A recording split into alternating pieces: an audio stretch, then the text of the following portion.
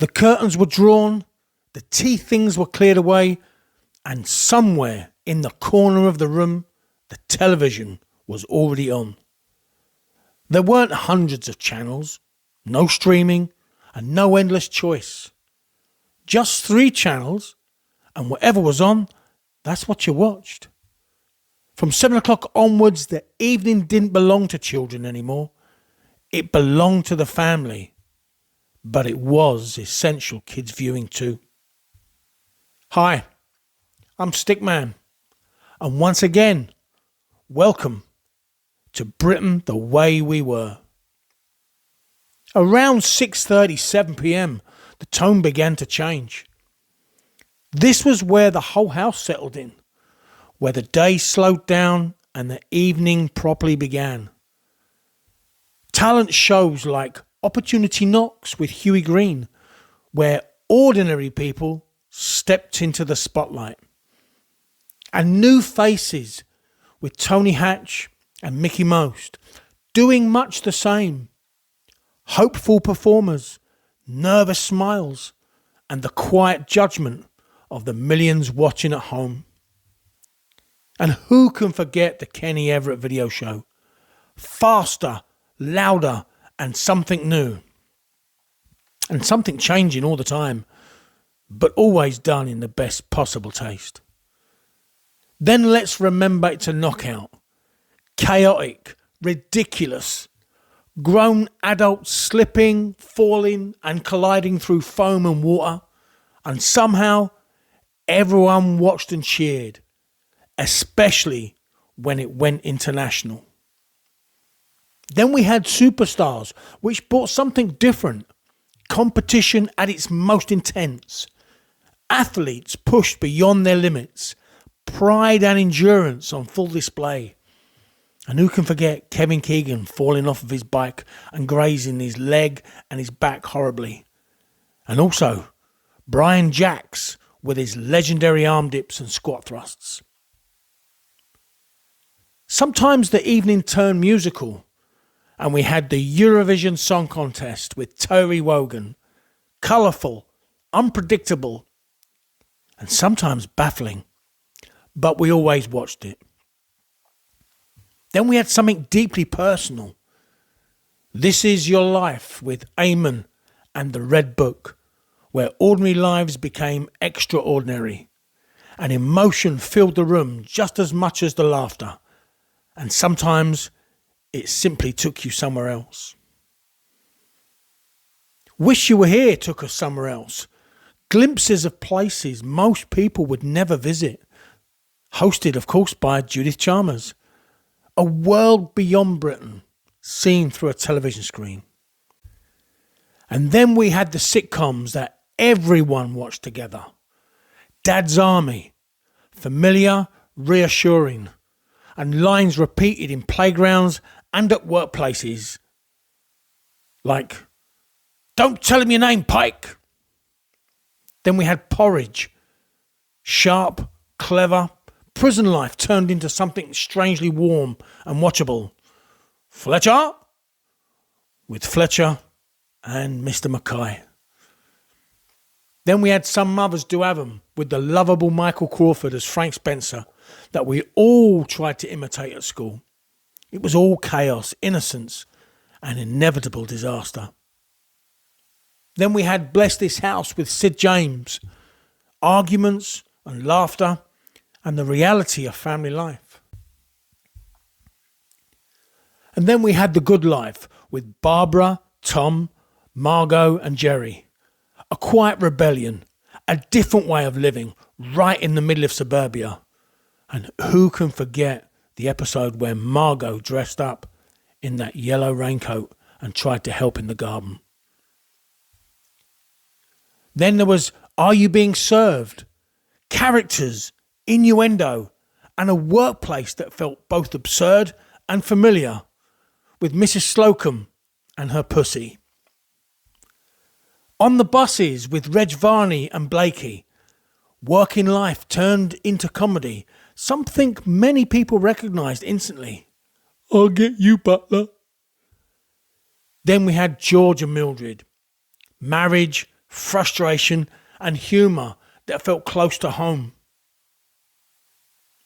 Then there was Man About the House, where George and Mildred actually first started. But it was about two women and one man sharing a house, changing attitudes and awkward moments and shifting times. Two women and a man, what were they thinking? And then there was Robin's Nest, once again with Richard O'Sullivan, life moving forward, but still carrying the same warmth with his wife, his father-in-law, and the waiter with just one arm. Then there was Rising Damp, with Leonard Rossiter playing Rigsby and Miss Jones. Uncomfortable, awkward, and brilliantly observed and unforgettable. And then we had Open All Hours with Ronnie Barker and Granville, and that till that snapped shut, and Nurse Gladys Pugh from across the road. Quiet, understated, a small shop that became something much, much bigger. And then we had Last of the Summer Wine with Compo, Clegg and Nora Batty. Gentle, unhurried, a different pace altogether. And woven through all of that, we had Mind Your Language, an absolute classic. A classroom where cultures met and misunderstanding became comedy. And also we should remember It Ain't Half Hot Mum with Windsor Davis and the gang. Army life, far from the front line. Heat, hierarchy and humour in unlikely places. And then we had something sharper. Fawlty Towers with the irreplaceable John Cleese as Basil Fawlty and Manuel. Ke? Don't mention the war. Short-lived but unforgettable. Tension, chaos, and timing that felt almost perfect. Stretching back even further, we have Till Death Us Do Part, Alf Garnett, uncomfortable, confrontational, and reflecting a divided country. Then we had Power to the People, Citizen Smith with Robert Lindsay giving us power to the people. Revolution, or at least the idea of it. Then we had The Liverbirds with Neris Hughes, Young Women, Independence and Changing Roles. Then we had Terry and June with Terry Scott and June Whitfield, another classic. Routine, familiarity, Middle England in its own rhythm. Then we had Doctor at Large, Robin Nedwell as Dr. Waring. Light, easy, and something you could just simply enjoy. Another one to enjoy was the Fen Street Gang. This was as they left the school after Please Sir, youth, work, and finding direction in life. Then we had an invasion from across the Atlantic. We had Happy Days, The Fonz, a different world, but somehow still part of the early evening on the weekends. We also had the comedians, the two Ronnies, wordplay, sketches, and comedy built with precision. Fork handles, classic. And we had Morecambe and Wise, him with the short, fat, hairy legs. They were more than entertainers. The moments that brought an entire country together. The classic Andre Previn sketch will stay with us forever. I'm playing all the right notes, but not necessarily in the right order. Then there was the Benny Hill Show, which, if it was on today, would not be played. It would be banned. Fast, chaotic, and unmistakable. But in its day, it was funny. The Dick Emery Show, characters, catchphrases, larger than life. Oh, you are awful, but I like you. Another show that would be banned today, but an absolute classic then, and in my mind, still is.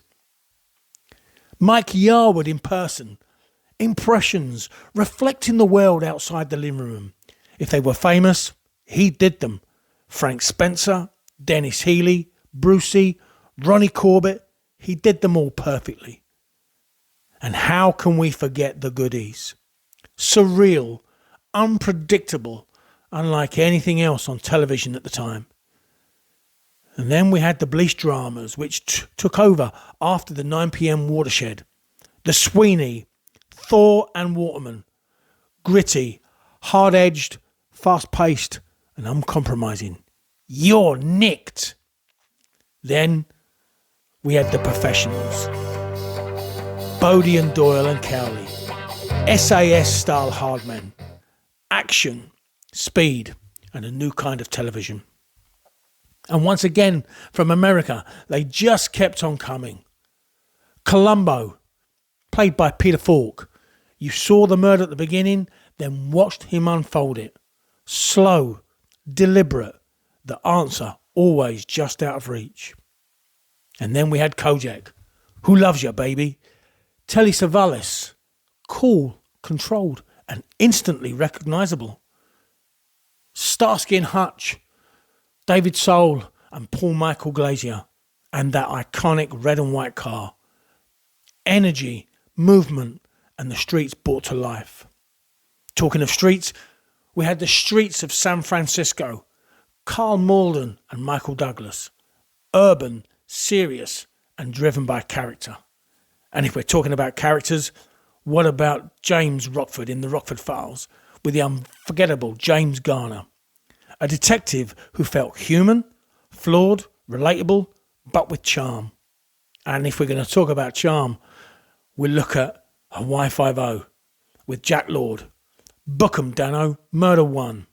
Definitely a favourite with the ladies and also with James MacArthur. Both suave and sophisticated.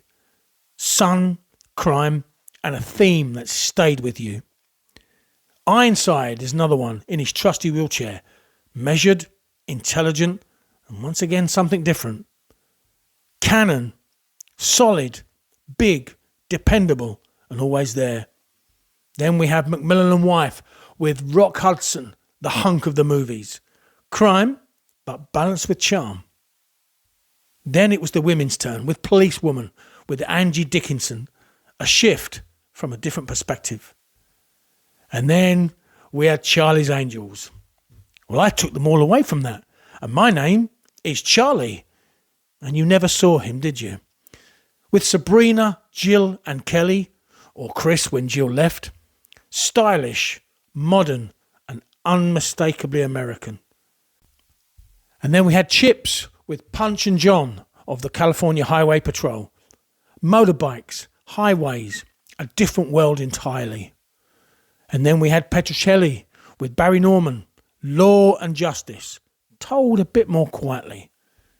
And of course you had MacLeod on his horse, thoughtful, patient and methodical.